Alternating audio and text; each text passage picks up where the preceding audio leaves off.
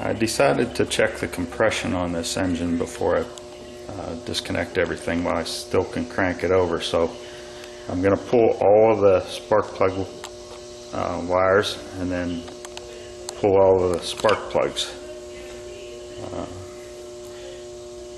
Many times a spark plug boot puller such as this can help you get them off. It basically grabs around the edge of the boot and you just pull it.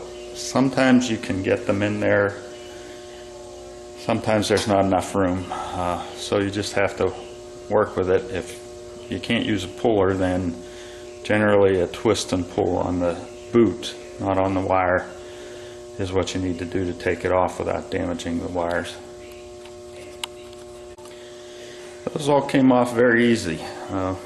They must have been off. The thing I need to note here for when I put it back together is the back spark plug wire actually runs down around the transmission dipstick and then around underneath the header to get to the spark plug. So I wanted to make note of that in this video so that I can put it back together the way it was. Next step is to remove the spark plugs. Well, I'm under the car because getting the number 8 plug out was darn near impossible from up top. Certainly was a little bit easier to go from underneath. The reason that was so hard is there was just enough room to get this off before the back end of the socket hit the header. So I couldn't even get the ratchet on it to loosen it. What I did was put a 3/4 inch wrench on the bolt shaped rear end of the socket to loosen it, and then took it out mostly by hand.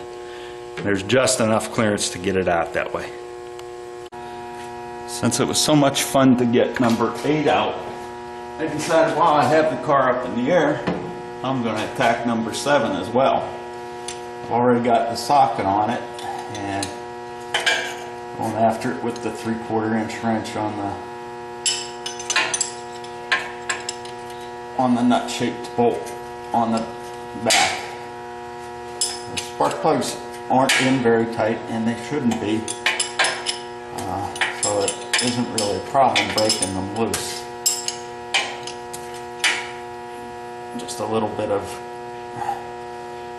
probably rust in the threads makes them a little harder to take out.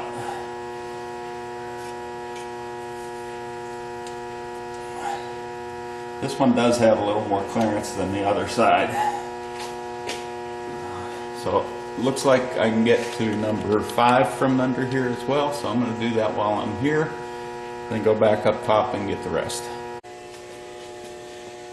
The number 1 plug, there wasn't even enough room to get the spark plug socket on, so what I did was I used an offset 5/8 inch wrench just to break it loose, and then I was able to take it out by hand. You could probably do it if you don't have an offset wrench with an open end wrench, but you run the risk of slipping off there and breaking the porcelain, so it's best if you have something that's offset. And actually a little more offset than that would be even better, but this worked for me. So whenever I go to put it back together, one of the things I'm going to do is see if I can find a comparable plug of maybe another brand that has a shorter porcelain stem here. That will give me more room to get in a socket, number 1, but probably more important, that'll put them further away, those spark plug boots further away from the headers to keep them from being burnt up by the heat from the headers. A compression tester is nothing more than a gauge with a hose that screws into the spark plug hole, and then you crank the engine at least 4 or 5 times to get the compression reading. There's also an adapter. There's 3 different sets of threads here, well, 2 here and 1 on the adapter so that you can fit most any car. This one I need the adapter on, so I'll go thread that into the spark plug, and then I'll crank the engine over 4 or 5 times, check the reading, write it down. Okay, there's the compression gauge hooked up to the number 2 cylinder actually. I'm going to try and crank the engine.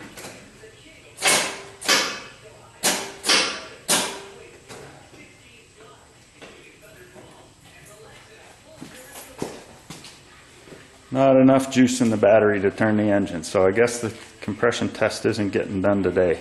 I actually was going to just do this as a demonstration anyway.